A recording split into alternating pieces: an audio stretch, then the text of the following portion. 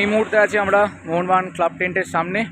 আর আজকের থেকে টিকিট দেওয়ার কথা ছিল, তো এই মুহূর্তে দাঁড়িয়ে কিন্তু দেখো তোমরা দেখতে পাচ্ছ টিকিট দিচ্ছে, বাট কোনো লোকজন নেই। 3 থেকে 4 জন লোক ছিল, আর এক্ষুনি ঢুকেছিলাম 3 থেকে 4 জন লোক ছিল। আর তোমার B3 এ দিচ্ছে, আর আপার আর লোয়ার দিচ্ছে, তো বেশি কেউ নেই।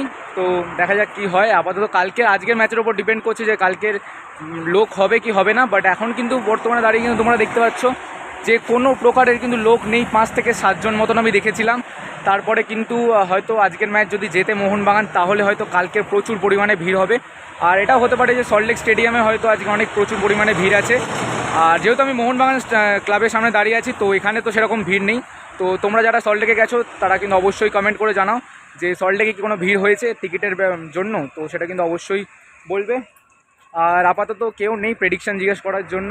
তো সামনে একটা কাকাকে দেখতে পাচ্ছি, কাকাকে জিজ্ঞেস করবো যে আজকের প্রেডিকশান কত হতে পারে। কাকা, আজকে প্রেডিকশান, আজকে তো খেলা আছে জানো, তো আজকের প্রেডিকশান কি হতে পারে? আজকে মোহনবাগান 3 গোলে জিতবে। 3 গোলে জিতবে। কে গোল মারবে আজকে? গোল মারবে জনি কাউকো, সাদিকু কামিংস। তো সাদিকু কামিংস আর আমাদের জনি কাউকো মারবে বলেছে কাকু।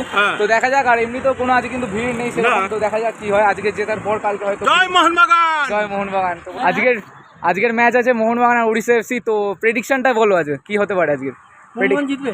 ক গোলে জিতবে? 2-1। তো কে গোল দেবে একটু শুনি?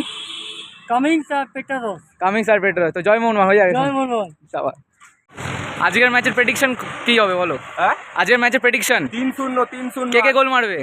লিস্টেন গোলাসো, মনবীর আর আমাদের পেট্রাডস। জয় মোহনবাগান। তোমার কি মনে হচ্ছে? তোমার কত?